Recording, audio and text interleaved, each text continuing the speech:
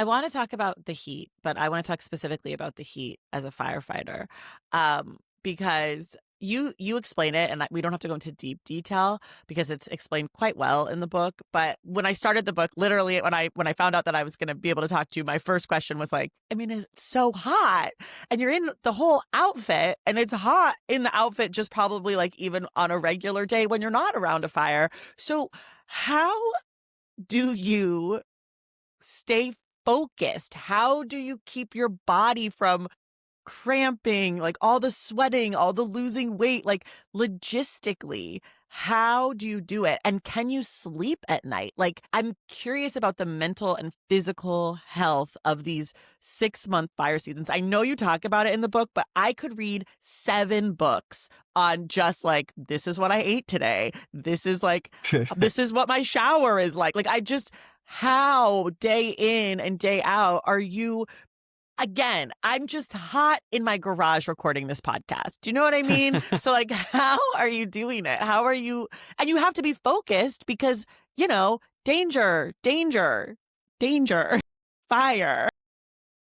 Yeah. So the interview to get on the hotshot crew is formally you sit down at a desk and they ask you all these questions and blah, blah, blah. It could be any corporate job or anything. But then you're in the woods and the leader of the hotshot crew asks you to go for a hike or to go for a walk. I'm sorry, to go for a walk. And if you want to get on the hotshot crew, you've talked to enough people to know that you need to have a 50-pound pack outside. And the walk is actually a race up to the top of this mountain. And what the leader of the hotshot crew is doing in the book I wrote, Aoki, it's different on some crews, but this is standard practice on a lot of them. He's asking you questions the whole time you're racing up the mountain. And you have to push yourself as hard as you can go. And you have to get up there fast. You have like faster than a regular hiking speed for a hotshot crew while maintaining conversation. Because this is a test of your ability to be on that physical brink while staying focused enough to talk and to be coherent. And what I was told for this crew is that when you get to the top, you have to look at him in the eyes because he's going to be trying to tell whether you could then cut line for 13 hours, which means tunneling through brush with chainsaws.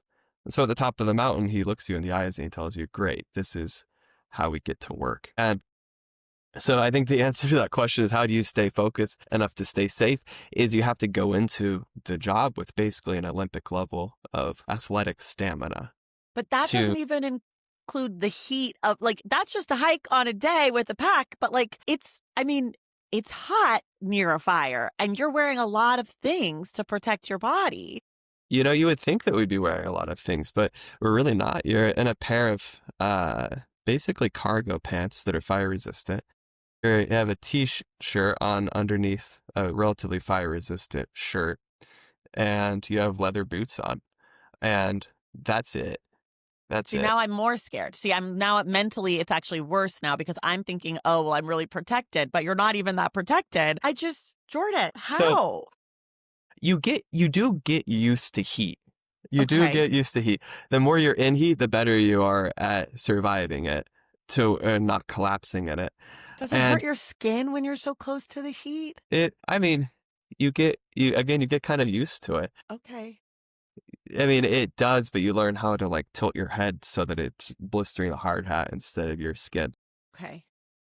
And so I think it's one of the most brutal parts of the job, but it's also, I think, in a kind of weird, sick way for a certain kind of person, it's one of the most alluring parts of it because there is something it's like such an intimate connection to your own body that you get when you are so attuned to your hydration based on the texture of your sweat, which you're just intuitively figuring out as you're working. How much water are you drinking a day?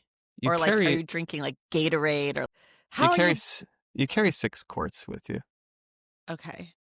Or like 6 liters. And it's often not enough. You often need more than that. But it is just, you learn to like just exactly how much fuel you need. And you hear the same thing from stamina athletes who run like 200 miles. Like, why would you ever do that? And people do it, I think, because you enter this space of understanding of your own body that is hard to find outside of that. I mean, you could do yoga. That is another way to do I do it. yoga, but I don't imagine that my yoga is the same. For some reason, I'm not seeing the connection. I do yoga in my home. It's not very hot. I love a pigeon pose, but it's just I don't know. I appreciate you saying it's the same, but I don't think it is.